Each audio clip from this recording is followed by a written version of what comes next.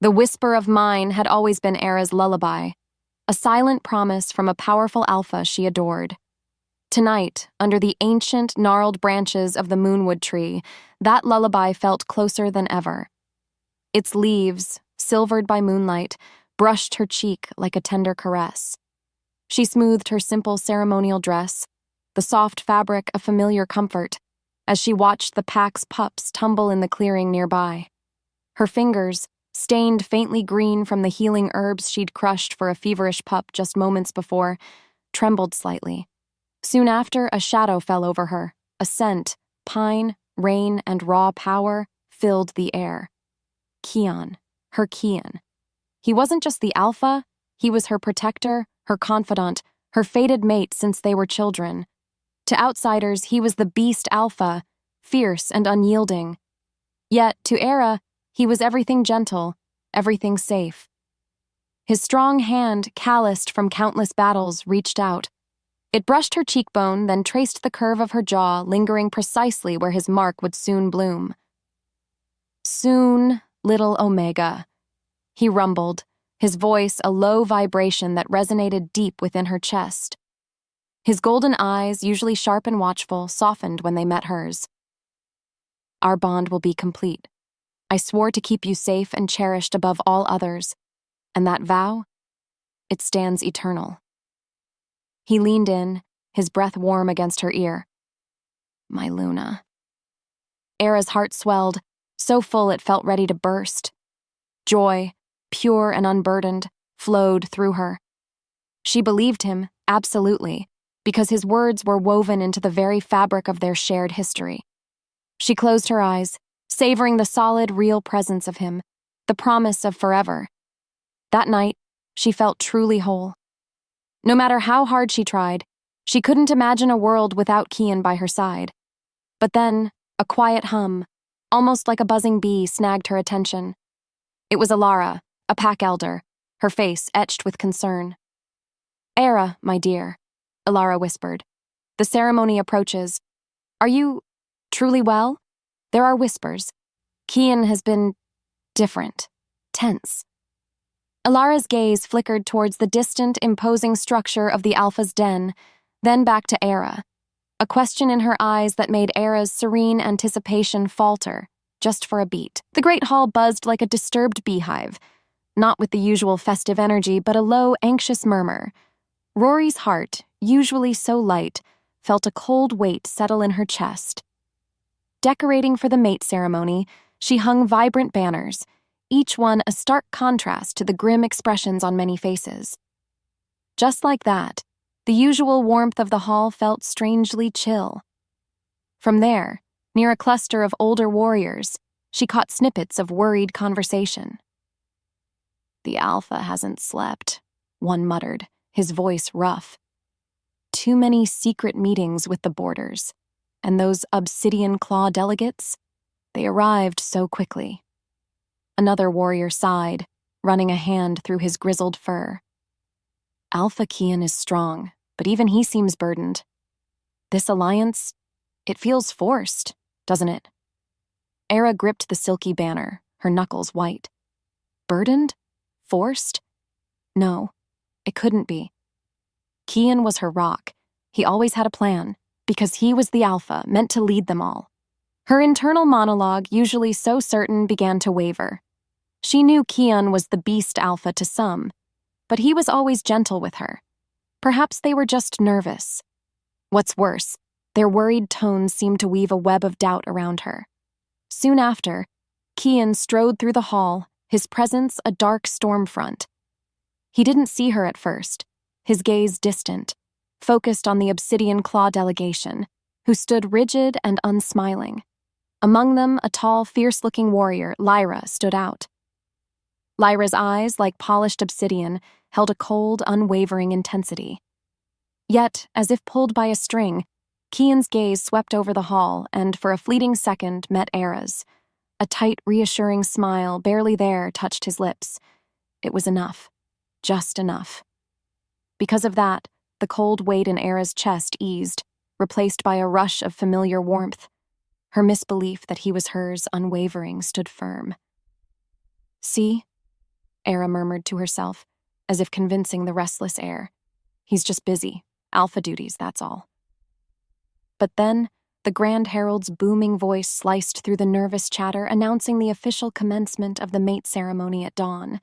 Aira's heart skipped, not with full joy, but a beat later, with a mix of eager anticipation and a whisper of dread. The moment was almost here. The air itself felt heavy, thick with unspoken anticipation, as dawn painted the eastern sky in bruised purples and bruised oranges. Aira stood in the ceremonial bathing chamber, the warm, scented water clinging to her skin. Her hands trembled as she fastened the last pearl clasp on her ceremonial silks. They were softer than any fabric she had ever felt, a testament to the importance of this day. She tried to calm her racing pulse, because this was it. Her entire life, her destiny, had led to this very moment. In the stillness that followed, she walked through the throngs of her pack, their faces a sea of eager smiles and whispered blessings. The cheers, usually so comforting, now sounded muffled, distant, as if she were walking through water. Her heart pounded so loudly, she feared the entire pack could hear it.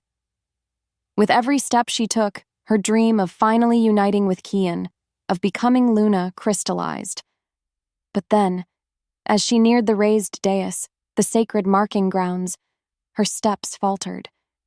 Kian stood there, majestic and imposing, his silhouette outlined against the rising sun. But his gaze wasn't locked on her. It was fixed on something or someone just beyond her line of sight. As if pulled by a string, her head slowly turned.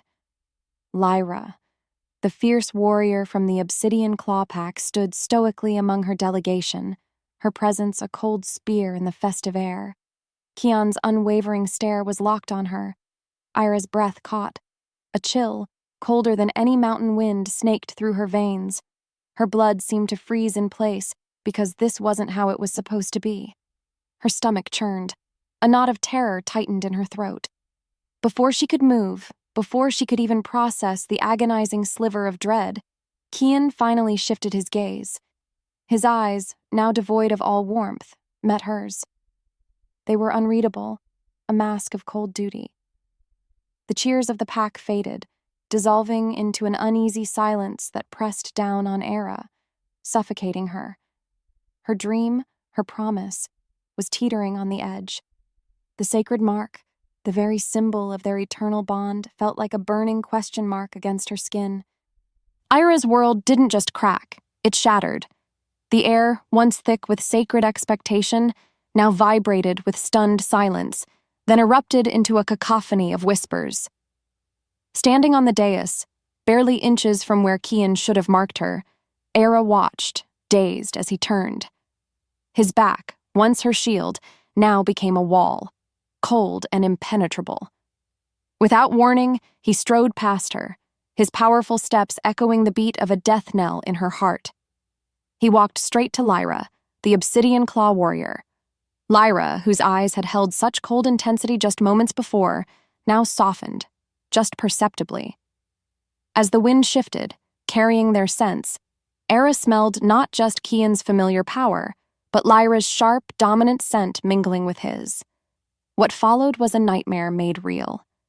Kian's hand, the same hand that had just traced the promise on her jaw, reached for Lyra's neck. A growl rose in Aira's throat, but it was swallowed by the collective gasp of the pack. With a powerful, decisive motion, Kian leaned in, sinking his teeth into Lyra's skin. The sharp scent of blood, the binding magic, filled the air. He marked her, publicly, irrevocably. He claimed her as Luna. A cold weight, heavier than any stone, settled in Aira's chest, crushing her lungs. Her mind screamed, "No!" He swore. But then, his voice, clear and unyielding, sliced through the shocked quiet. "This alliance," Kian declared, his voice devoid of emotion, "is for the good of my people, a necessary sacrifice for stability." Aira swayed, her vision blurring. Sacrifice? Her? She was not a sacrifice. She was a promise. The betrayal was visceral, a wound far deeper than any fang could inflict. She felt an agonizing internal snap, like a bone breaking deep inside her soul. Her immediate goal, simply, was to breathe, to understand how her world could have disintegrated in the span of a breath. Kian finally turned his head. His eyes met hers briefly, and in them, Aira saw only a flicker of torment, swiftly replaced by cold resolve.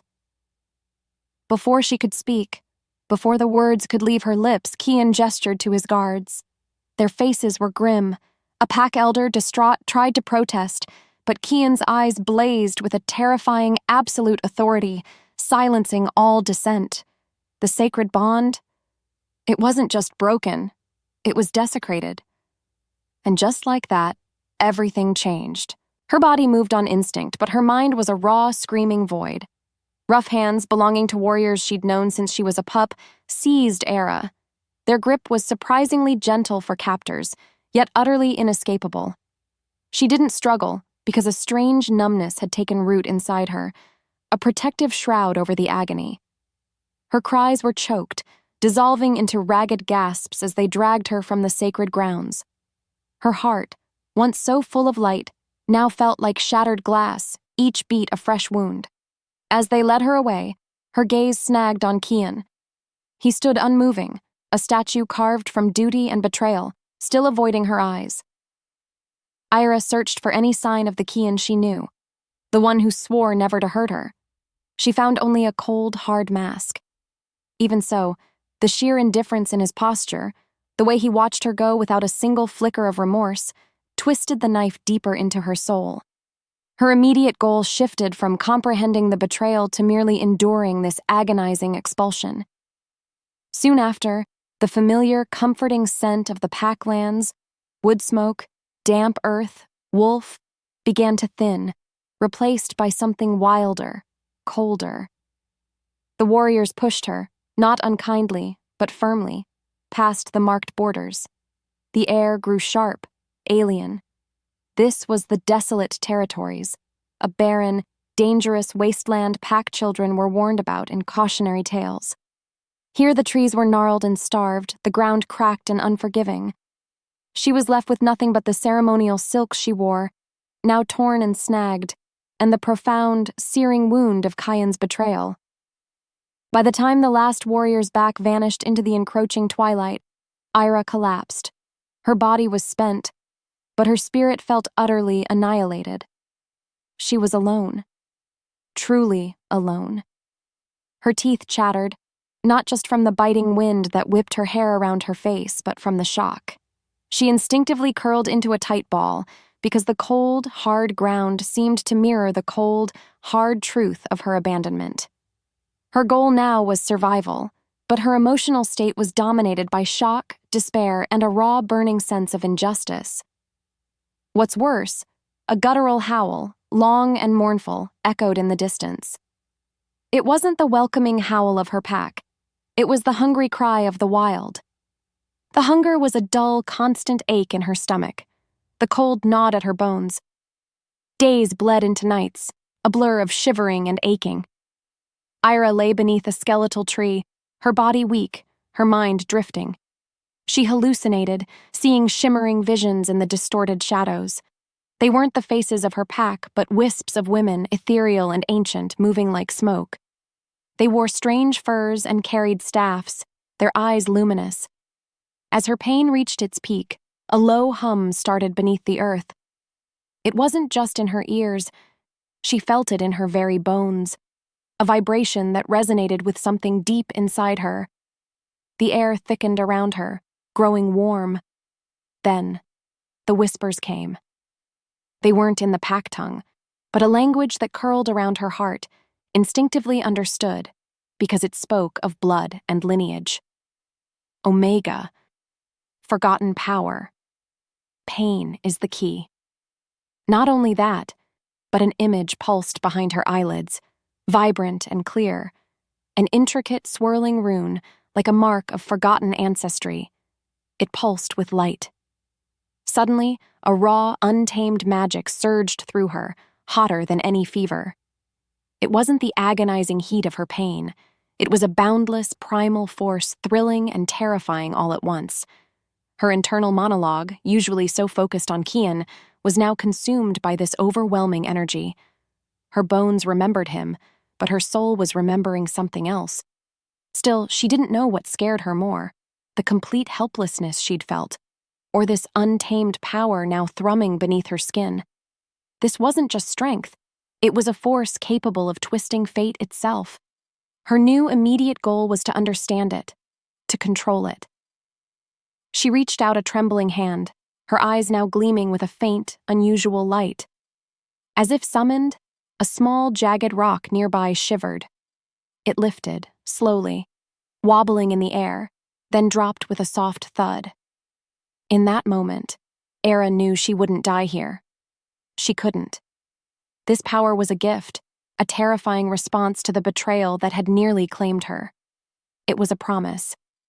Because of that, her transformation, born from shattered trust, was truly beginning. The whispers faded, but the energy remained, a burning ember deep within her.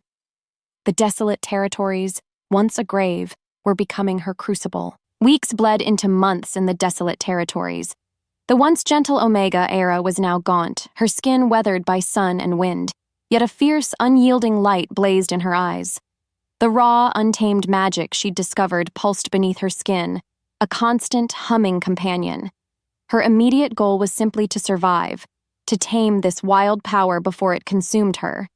She learned to read the land, to find hidden springs where no water should be, because the earth itself seemed to whisper its secrets to her now. She practiced constantly, her movements awkward at first. Sometimes, nothing happened. Other times, a sudden burst of energy would send a shower of pebbles scattering, or make a distant rock vibrate with unseen force. She was a student of the wild, and the wild was a harsh teacher.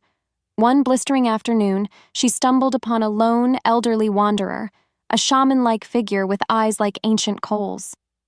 He wasn't a wolf, but something else entirely. A being of the old ways. He didn't approach directly. Instead, he observed her from a distance, then left a small offering of dried berries and a carved bone.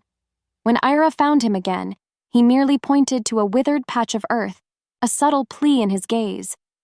Without a word, Aira extended her hand, a faint glow emanating from her palm. The earth beneath her fingers softened, a trickle of clear water bubbling to the surface. The wanderer watched, his ancient eyes widening with a knowing wisdom. The bond, it calls for truth, he rasped, his voice like rustling leaves. Broken oaths fester, little one. The sickness spreads beyond your pack, a rot touching all connected lands. He spoke of unseen consequences, of a blight upon the very essence of the world, because sacred vows were not easily shattered without cost. His words weren't a direct teaching, but they resonated with the deep-seated anger and emerging purpose within Aira. They were hints, like fragments of an old, forgotten song. As the wind shifted, the wanderer melted back into the harsh landscape, leaving Aira with a renewed sense of urgency. The blight wasn't just Kian's problem. It was a ripple effect, a warning. Her adaptation to this new, desolate reality was complete. Aira's power, though still wild, was growing. It felt like an extension of her own will, humming with a primal energy that made her blood sing. One day, drawn by the distant sound of frantic cries, she discovered a small, isolated group of human travelers trapped by a sudden rock slide. Giant boulders, sharp as teeth, had cascaded down, blocking their path and threatening to crush their makeshift camp. Panic was a tangible thing in the air. Without thinking, her body moved on instinct. She wasn't the meek Omega anymore. Her hands rose, and the ancient rune pulsed faintly on her skin. A low hum vibrated in the air around her, a song of pure force. She focused, channeling the raw energy, pushing it towards the towering pile of rock. The ground trembled. Dust billowed. What followed was a deafening groan as the largest boulders impossibly shifted, rolling away from the trapped travelers, carving a narrow, safe passage. The effort left her trembling, a cold sweat beating on her brow, but a surge of cautious triumph filled her. She had saved them. Not Kian, not her old pack, but her. This wasn't just strength. It was purpose. The travelers stared, their faces a mixture of awe and fear. One, a young woman, slowly reached out a hand, then quickly drew it back. What are you?" she whispered, her voice laced with trepidation. Aira saw the fear in their eyes, a stark reminder that her power, while miraculous, was also alien, potentially terrifying. She was no longer just the gentle Omega. She was something more, something unknown. Instead, Aira simply turned. She walked away, her steps firm, towards the distant, troubled skies above what would be Crimson Moon territory. Her initial successes here in the desolate territories solidified her resolve. The small victories fueled her, telling her that this new power could not only protect but change. The faint, sickly aura of the blighted lands seemed to call to her, a direct challenge she now felt ready to answer. Aira felt an inexplicable pull, like an invisible string tugging her towards the familiar yet now unsettling scent of home. She ventured closer to the Crimson Moon Pack borders, hiding in the deep shadows of the ancient trees. The air, inside the boundary, felt different. Heavy, stale, not the vibrant hum of a healthy pack, but a sickly thrum, like a fevered pulse. Soon after, a patrol of Kian's warriors stumbled into view. Their usually strong, confident strides were sluggish. Their fur, once sleek, was matted and dull. Their faces were drawn, eyes tired, and worry lines carved deep around their mouths. She felt it, clear as day, the pervasive weakness emanating from them. "The Alpha's curse," one rasped, coughing harshly, his voice hoarse. "It's spreading, Torin. More pups are falling ill. Even the older ones. They don't recover." "It's because of the outsider Luna," Torin muttered, his voice low and bitter. "The bond was broken. The old ones said it would bring ruin." As if to punctuate his words, he stumbled, collapsing to his knees, his body racked with tremors. His skin was unnaturally pale. Aira watched, her heart a tangled knot of conflicting emotions. Pity, sharp and unexpected, twisted within her because these were her pack, her family once. But beneath it, a grim satisfaction pulsed. This was the cost. This was the justice, unfolding. In the quiet that followed, she saw Kian, distant and tormented, during a short, tense council meeting she observed from afar. His posture was slumped, his movements stiff. The mighty Alpha, once so imposing, seemed diminished, a ghost of his former self. His head was bowed as if bearing an unbearable weight. He looked haunted, because the unseen consequences of his broken vow were visibly consuming him, just as the sickness was consuming his pack. Her internal monologue hummed with purpose. The suffering was real. The torment was visible. Her return wasn't just a possibility anymore. It was an undeniable necessity. The question wasn't if she would return, but how she would make him understand. The air thickened, almost humming with the low thrum of Aira's growing power. Driven by the sight of her once vibrant pack wasting away, Aira began her silent war, her unseen intervention. She didn't burst through the gates. Instead, she moved like a ghost along the Crimson Moon Pack's blighted borders. Her presence, a whisper of ancient magic, was barely perceptible, yet profoundly effective. She found a creek, choked with murky water and sickly moss, its banks lined with withered plants. With a single glance, her unique Omega power surged. Her hands, raised as if in prayer, glowed faintly. The water cleared, impossibly, becoming crystal pure, because the forgotten bloodlines had always been connected to the very essence of life. As a result, the blighted moss receded, replaced by vibrant green. This small miracle created a pocket of thriving life, starkly contrasting with the decay within the packlands. Soon after, a group of lower-ranked outcast pack members, desperate for clean water and untainted herbs, ventured to these very borders. They didn't see Aira, but they saw the clear water. They saw the blossoming life. Their eyes widened with disbelief, then dawning hope. Whispers began to ripple through their ranks. An ancient blessing, a spirit of the wild. Not only that, but tales of an Omega Guardian returning to the territories began to spread, faint but persistent like smoke signals in the wind. These stories bypassed Kian's loyal inner circle, spreading among the most vulnerable because they were the ones most desperate for a miracle. Meanwhile, back in the Alpha's den, Kian received fragmented reports. Strange pockets of health Alpha, unexplained. He dismissed them as anomalies, but a tremor of unease, a cold knot of apprehension, began to tighten in his gut. His tormented thoughts spun, consumed by the pack's accelerating decline. Aira's unseen actions were creating fissures in his strained control, raising the pressure on him. The connection pulsed between them, a strange psychic tether forged by their shared shattered past. Aira, now stronger in her power than ever, found a quiet place near a stream, where the water mirrored the twilight sky. She closed her eyes, focusing, reaching out. Her wolf pressed forward, instinctively seeking the truth. What followed was a direct window into Kian's tormented soul. She saw him in his chambers, not the stoic Alpha, but a man ravaged by guilt. His face was drawn, his movements jerky. Nightmares, vivid and chilling, consumed him. He thrashed, murmuring her name, Aira, a desperate plea torn from his very being. His body was also ravaged. Dark veins pulsed under his skin, mirroring the blighted land, a cruel manifestation of the curse his broken vow had unleashed. His voice trembled, thick with despair. I had no choice, for the good of my people. Prevent war. She saw the truth of it then. Not an excuse, but a desperate, misguided act. A vision flashed.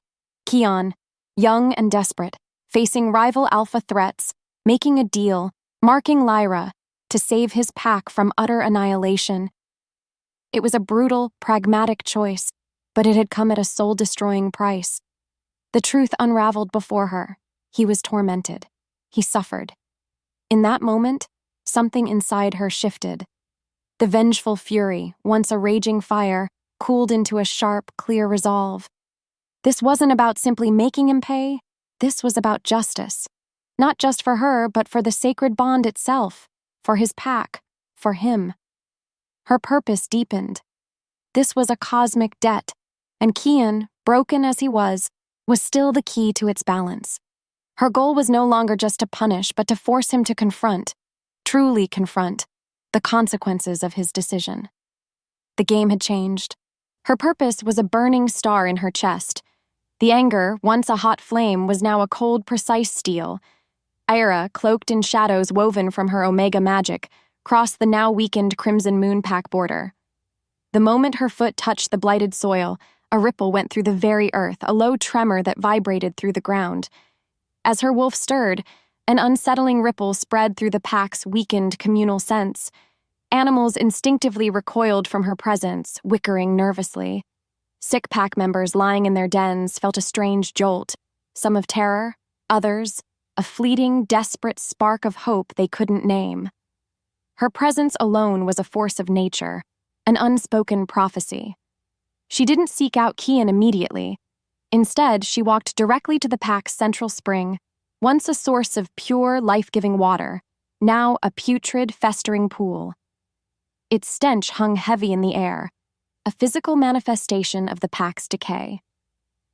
Without another word, Aira extended her hands over the corrupted water. Her ancient rune pulsed, bright and undeniable on her skin. A shimmering silver light erupted from her palms, flowing into the dark water. The stench vanished. The black sludge dissolved, the spring cleared, bubbling with newfound vitality, pure as fresh rain. It was a tangible, undeniable act of power. By the time the cleansing was complete, the air itself felt cleaner, lighter. A lone pack warrior scouting near the spring stumbled upon the scene. His eyes, already wide with sickness, grew even wider with terror and disbelief. He saw the pure water. He saw the faint, ethereal glow still lingering around the Omega woman. His mind, reeling, could only register one thing: a miracle or a curse. He turned and raced back, his every ragged breath filled with a single desperate need to alert Kian. He didn't know who had returned, but Kian would.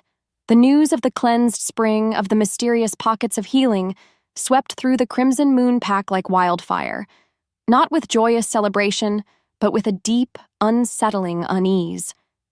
The pack members, especially the sick and the disillusioned, whispered her name, or rather the name the fearful gave her, the Shadow Healer. Their hope was a dangerous thing, a silent rebellion against Kian's weakening rule. Aira, cloaked in the shadows of her power, continued her subtle disruptions. She would appear near blighted hunting grounds, revitalizing them with a silent surge of energy because the land responded to her. Then she would vanish before anyone could truly see her. These visible evidences of her power directly contradicted the Alpha's declining influence, leaving Kian's warriors baffled and his authority increasingly questioned. More importantly, a few of the oldest pack members, those who remembered the ancient tales of forgotten Omega magic, saw the signs. Their eyes, once dull with despair, now held a glint of recognition, a dangerous spark of hope that could ignite chaos. "It's the old ways returning," an elder rasped to a small group, his voice barely a whisper. "A true Omega, not merely one who follows." This open loop, these whispers of old ways, kept the pack guessing, building suspense about Aira's true identity and power. Meanwhile, the pressure built on Kian. He paced his den like a caged beast, his jaw clenched. His golden eyes, usually so commanding, were clouded with frustration. He felt the shift in the pack's mood, a subtle undercurrent of defiance. He sensed a growing power, an adversary. He didn't know who it was, but he knew it was coming for him, because the pack's decay deepened with every passing day. Soon after, Kian's frustration boiled over. He pounded his fist on a map of their territory. "Find it!" he snarled at his beta, his voice laced with desperation. "Find whatever is causing this interference." His rage, however, only fueled Aira's chilling resolve. She was pushing him, strategically, inevitably, towards a direct confrontation, forcing him to acknowledge her power step by step. Kian's desperation had reached a fever pitch. The strange pockets of healing, the rampant whispers, the worsening coughs from the dens, it was all unraveling his authority. So, he set a trap, a deliberate, calculated snare. He announced a vital hunting expedition into the deepest, most blighted part of the territory, knowing it would draw any unseen force seeking to cleanse or interfere. The bait. A small, vulnerable group of young, sickly pups placed just within the blighted zone because he knew whatever this power was, it seemed to offer salvation. Aira felt the shift in the air, a subtle, predatory tension. She knew it was a trap, but instead of avoiding it, she walked directly into it. Her purpose was clear, to demonstrate the futility of his efforts, the superiority of her power. She moved through the shadows of the blighted trees, a silent, formidable presence. As fire bloomed beneath her skin, the air thickened with her magic. Kian and his hidden guards lay in wait, their senses strained. Suddenly, an ethereal mist rose from the blighted ground, swirling around the pups, concealing them. Kian's own defensive magic, which he'd woven around the area, began to falter, its intricate patterns twisting and breaking as if pulled by an invisible string. His trap, meant to ensnare, was now backfiring. Then Aira materialized, not fully visible, but a shimmering silhouette radiating raw Omega power. She didn't touch the pups. Instead, she unleashed a wave of cleansing energy that swept through the blighted zone, pushing back the decay, leaving behind a clear, undeniable sign of her unique power. The ancient Omega rune, the one from her vision, burned into the surface of a large, flat stone directly in front of Kian's hidden position. It glowed with a faint silver light. Kian stared at the symbol, his heart skipping. A beat later, a look of profound recognition, then dawning horror, spread across his face. He knew that mark. It was ancient, forbidden, and belonged only to one. His voice, A strangled rasp broke the silence. Aira. The space between them burned with the weight of that name, the impossible truth of her return. The moment Kian's strangled whisper of Aira hung in the air, a different kind of storm erupted. Lyra, the warrior he'd marked, stormed into his chambers, her face contorted with a fury that mirrored Kian's own despair. She didn't bother with courtesies. "The pack is dying, Kian, and your grand alliance, it's rotting us from within." Her voice was sharp, edged with accusation. She threw a small, intricately carved wooden wolf at his feet. "My Alpha sends this. His pack suffers from your broken oaths. Our alliance built on deceit is tainted. We are both being consumed by your folly." Her declaration was a stark reminder of the broader cost of his betrayal. Lyra's honesty, for once, was a shocking contrast to Kian's previous justifications. This was an open loop, the good of his people now exposed as a lie that harmed both packs. Kian, utterly cornered, stumbled back. The Alpha's mask shattered, revealing the raw, tormented man beneath. He dropped to his knees, his shoulders shaking. "It was a desperate choice," he rasped, his voice thick with guilt. "A war was coming. My pack would have been annihilated without Lyra's forces. I believed I had to choose the pack's survival over everything." He buried his face in his hands. "Camilla, Aira, I broke everything." The mention of Camilla, the marked warrior's name, was a subtle plot twist for the audience, suggesting another layer of burden on Kian. Aira, hidden in the deep shadows just outside his chambers, absorbed every word. Each confession, each raw admission of guilt, validated her path. She felt it, clear as day. This wasn't just Kian's personal torment, it was the ripple effect of his broken vow, a cancerous growth on the very fabric of their world. Her heart ached, but not from pain, from the truth. This was the justice she sought. As Lyra, her fury spent, stormed away, leaving Kian a broken figure, Aira stepped out of the shadows. Her presence was a silent, powerful judgment. Kian, sensing her, looked up, his face pale, his eyes wide. The moment their eyes locked, the air thickened. He saw her not just as the Omega he had exiled, but as the transformed force of consequences. There was no turning back for either of them. All right, Aira has revealed herself, and Kian has acknowledged his guilt. Now, in Act 6, we delve into the darkest period where Kian's desperate attempts to fix things backfire dramatically, leading to the lowest point for Aira and seemingly for the entire pack. I'll focus on amplifying the emotional despair and sense of loss. Here is the continuation of Act 6 for the Omega's vengeance, marked by betrayal. Kian, utterly broken by Aira's return and the irrefutable evidence of his pack's decline, was a desperate beast. He knew who she was now, knew the power she wielded. Instead of confronting her directly, however, he lashed out.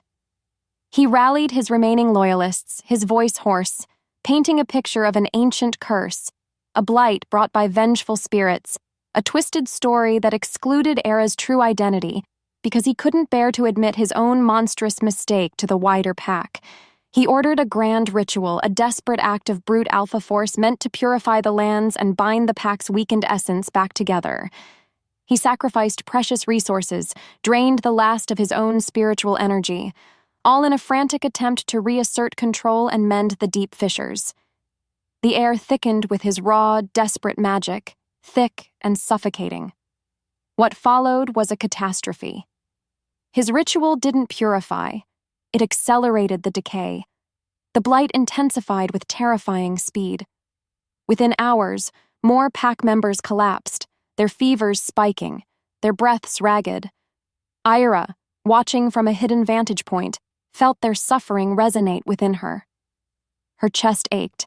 The sacred moonwood tree, the very heart of the pack's spiritual connection, began to visibly wither, its ancient leaves curling into brittle husks, its bark cracking like sun-scorched earth. It was a dying gasp, a direct consequence of Kian's broken bond, and his flawed attempt at fixing it only made things worse. Her initial grim satisfaction at Kian's torment twisted into a horrifying despair. This wasn't justice. This was rampant destruction. Because of that, the sight of the beloved Moonwood dying, the sound of the children's fevered cries echoing from the dens, sent a shockwave through her. A major setback had just hit.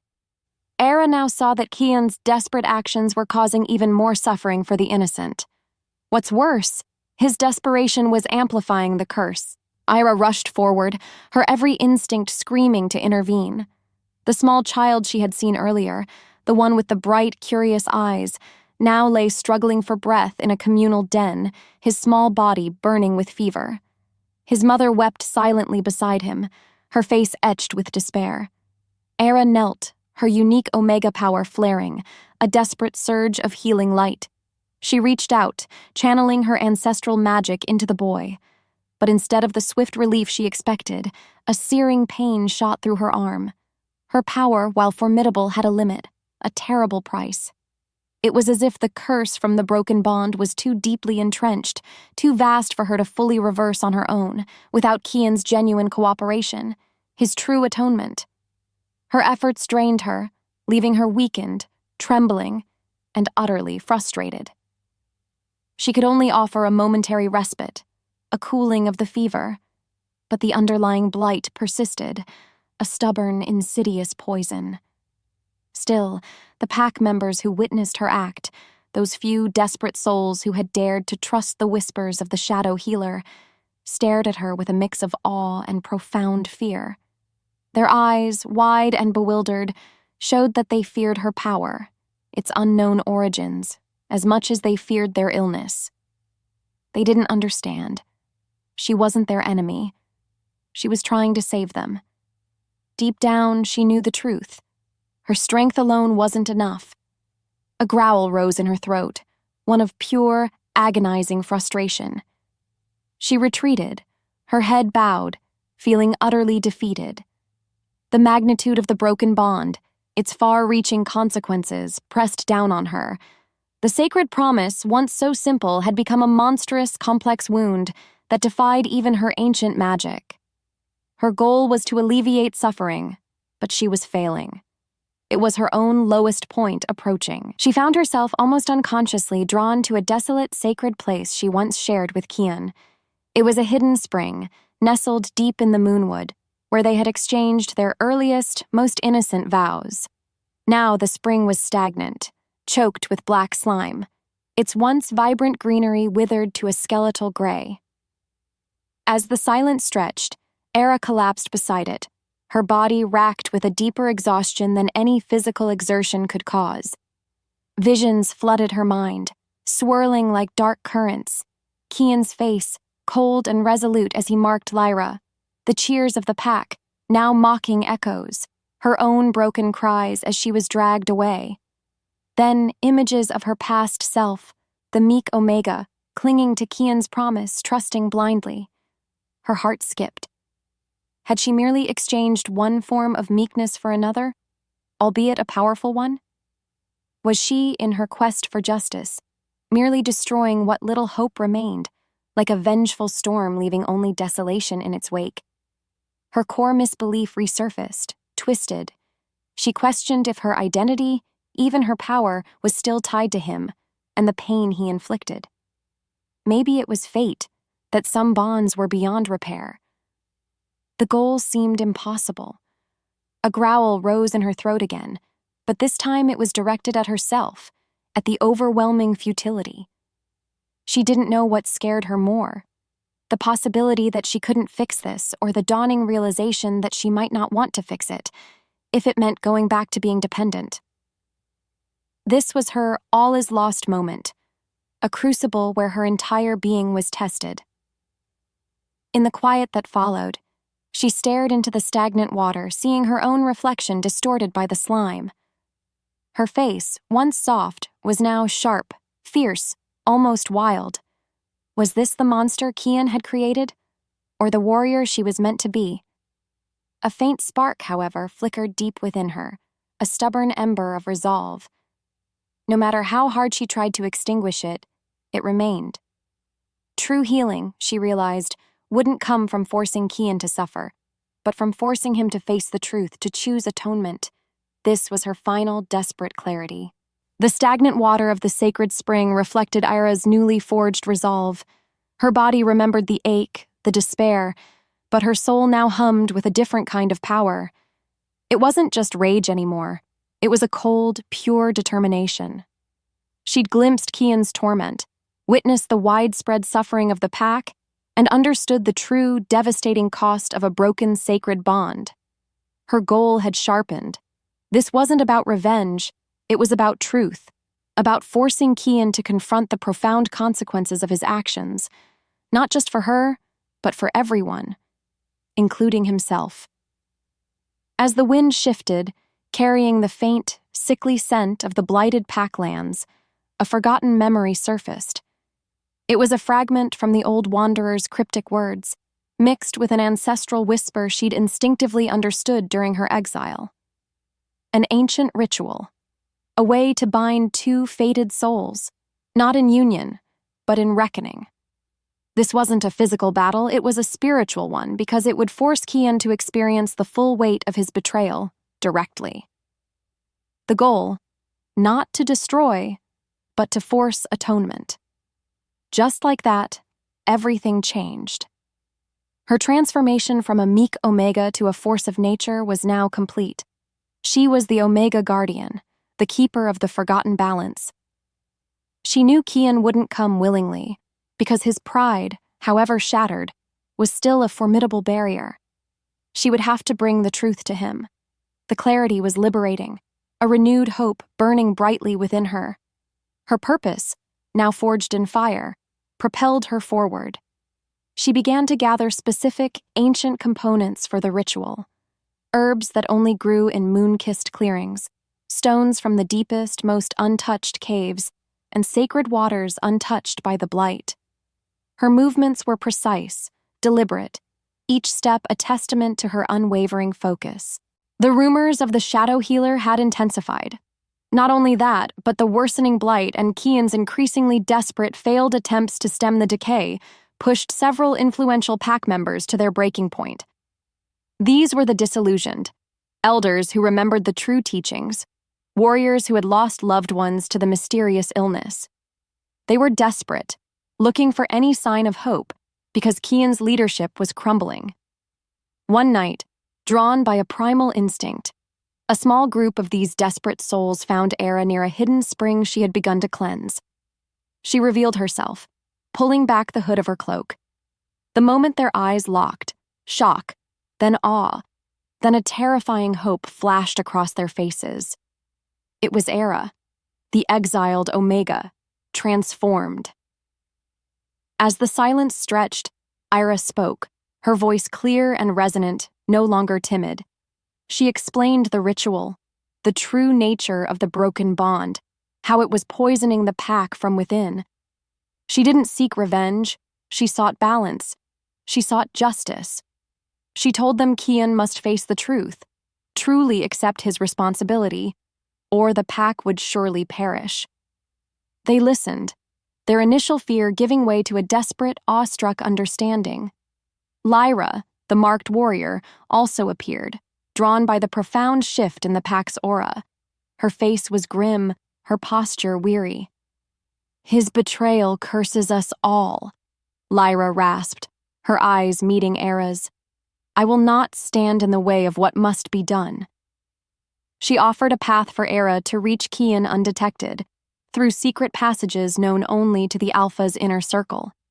Soon after, a plan began to form.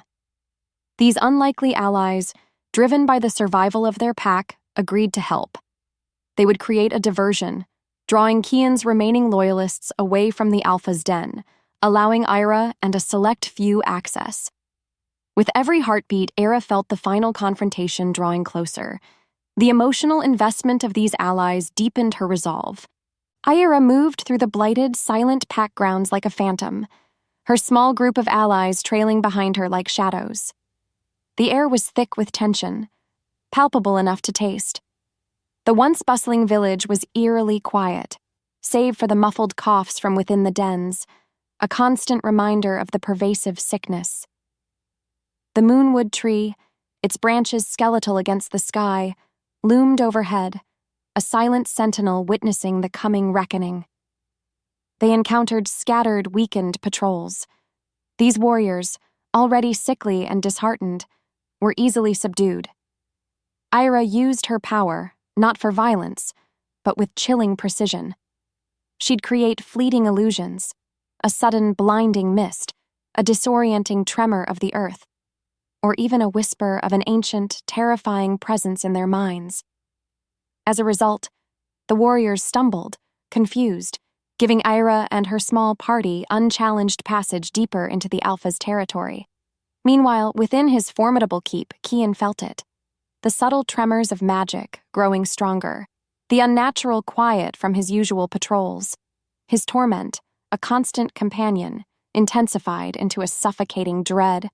He knew. Deep down, he knew the truth. She was here. His Aira. Not the gentle Omega he'd cast aside, but the formidable, inescapable consequence of his broken vow. His breath caught, ragged in his throat.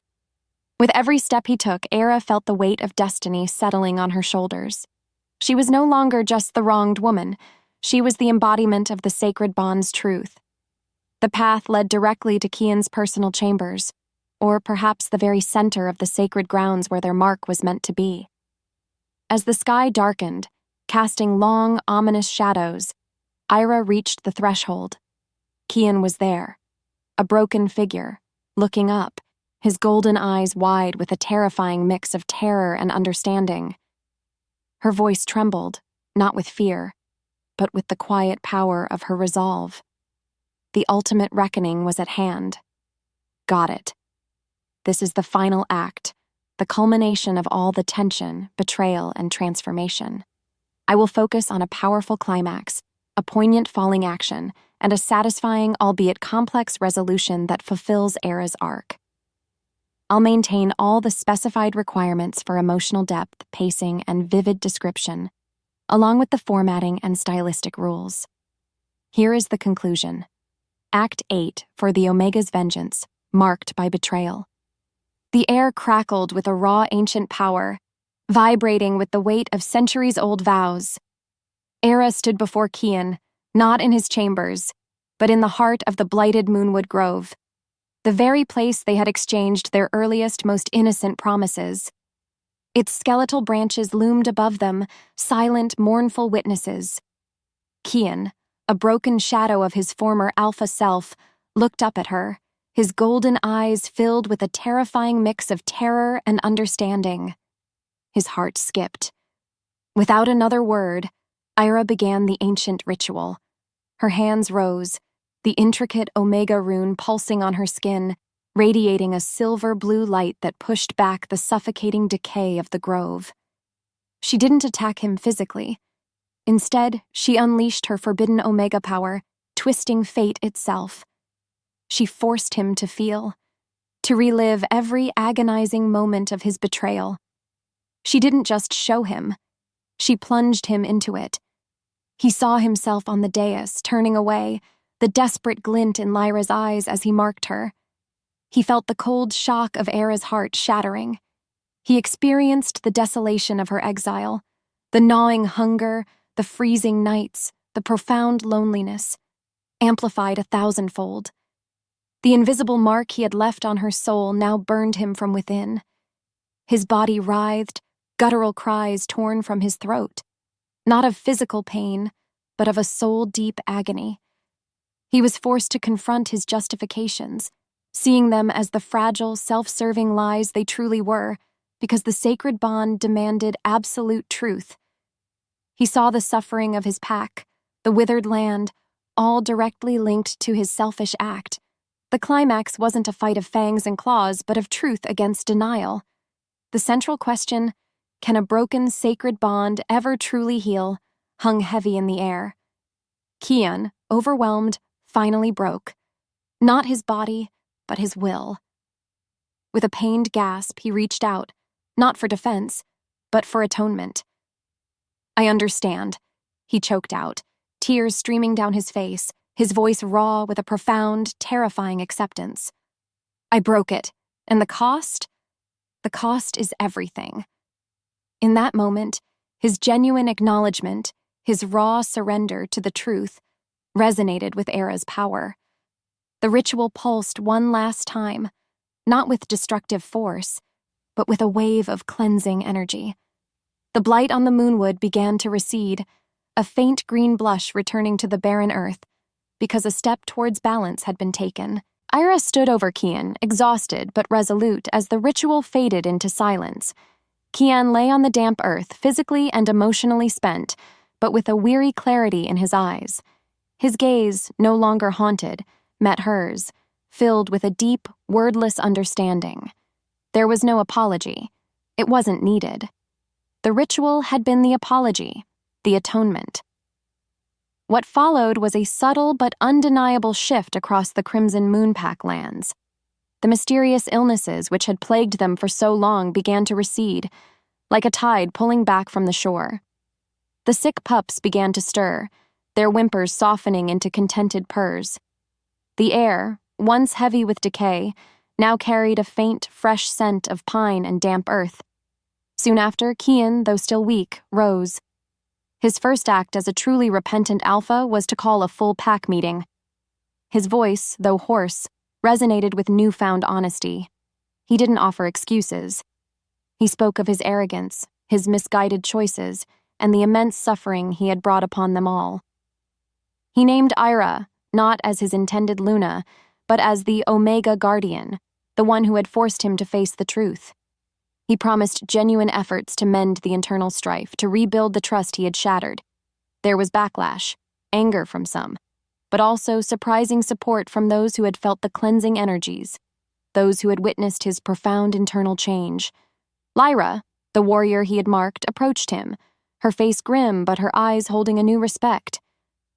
"The taint between our packs lessens," she stated, her voice gruff. "Perhaps now, a true alliance built on honesty can begin." Her words confirmed the ritual's far-reaching impact. Kian, for the first time in years, truly looked at her, not as a symbol of a failed alliance, but as another victim of his folly. Months melted into seasons. The Crimson Moonpack slowly, painstakingly healed. Under Kian's new, humbled leadership, their numbers grew stronger, their spirits lighter. The Moonwood Grove, once a symbol of blight, now thrived, its leaves shimmering silver green once more, a living testament to the raw truth that had been faced. Aira, however, did not stay as Luna. She had transcended that role. She was no longer bound by old expectations, no longer defined by Kian's initial rejection. She had found her worth not in a mate but in her own ancient power and purpose, becoming a revered, almost mythical figure, the Omega Guardian. She roamed the territories, a force of balance, occasionally intervening when sacred bonds were threatened, or offering cryptic guidance to those seeking truth and wisdom in the forgotten ways. Her power was no longer fueled by pain, but by a quiet, fierce purpose.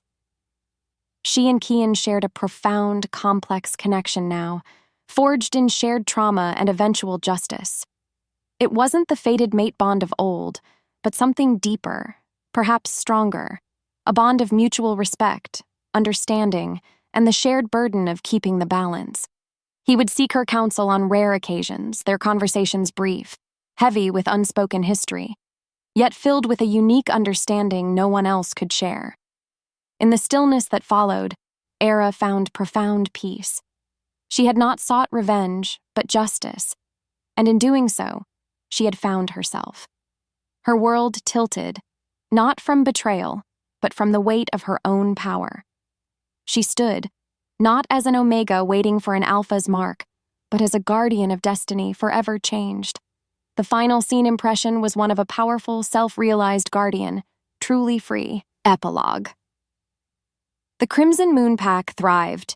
Children, healthy and boisterous, played beneath the moonwood tree, told stories not of a beast alpha, but of a humbled leader and the powerful Omega Guardian who helped him restore balance.